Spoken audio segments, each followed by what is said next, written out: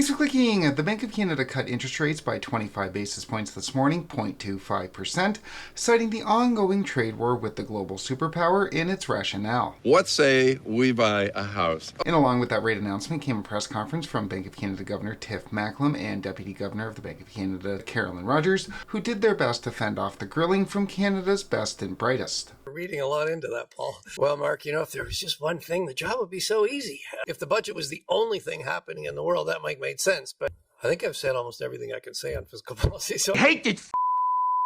But we did get a fair number of good substantive questions, including ongoing economic uncertainties, the budget and its risks to inflation, and will the Bank of Canada be starting up the money printer once again? All of which revealed a bank that appears to be much more concerned about the economy than it is inflation. So what I want to do today is go over the bank's interest rate announcement, take a look at the press conference held thereafter, and then discuss some implications. The fight over who will win this year's Excellence in Canadian Journalism Award is heating up, with 3 news outlets asking the governor today when and how much he'll cut rates, questions he's never going to answer, with Globe and Mail and Thomson Reuters pulling ahead for the top spot, and CTV pulling ahead into second. Trophy. We will obviously have updates out not only on this contest but also on the economy and interest rates on this channel. Make sure you click, like, and subscribe if you want to get those updates. But for now, let's get into this announcement.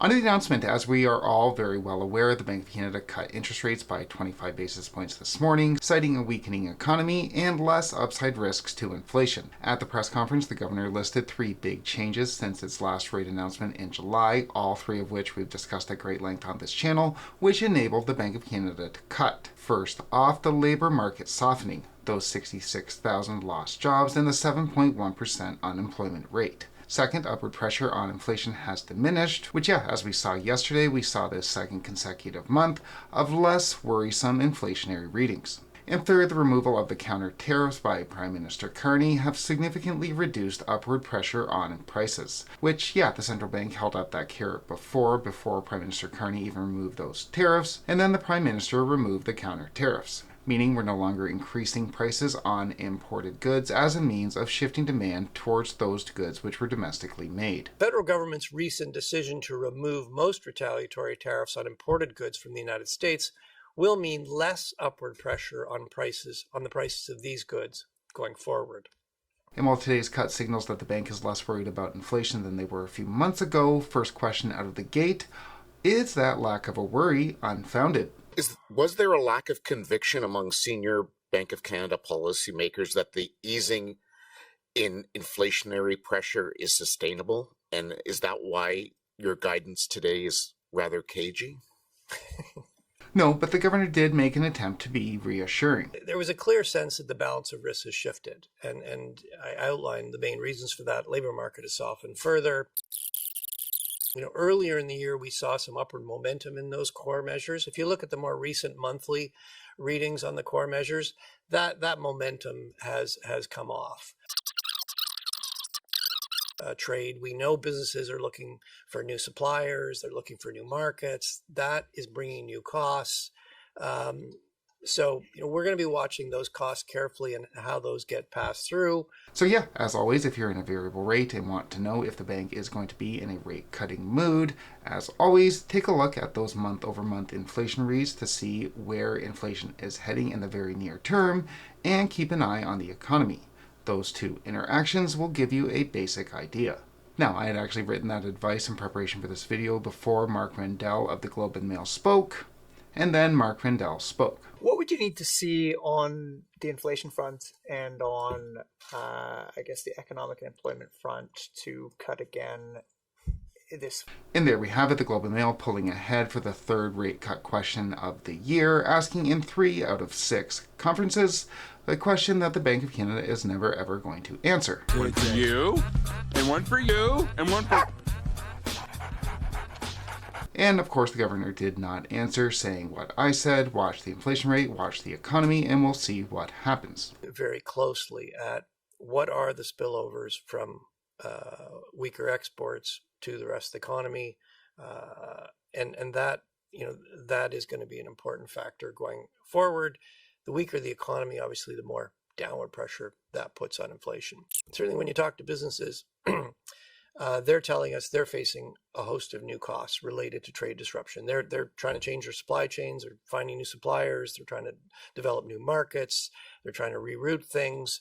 That all entails cost, and it's going to be about balancing those risks. We've demonstrated today, if the risks tilt, if the risks shift, we're prepared to take action, and if the risks tilt further, we're prepared to take more action, but we're going to take it one meeting at a time. And then the governor gave us some more information on the central bank's thinking when Market News walked into its third rate cut question of the year. Would you rather just wait in October and take a decision in December whether to cut or not, considering that we'll only after the budget will be clear how much of fiscal stimulus is coming, how much of cost-cutting measures are coming? And the governor didn't really answer that question, sidestepping any questions about the budget, which we'll see more of later, but instead gave us some more information into the central bank's thinking on the economy. Forward, we're going to be watching very closely, where do exports go from here? As I mentioned, how does that spill over into the rest of the economy?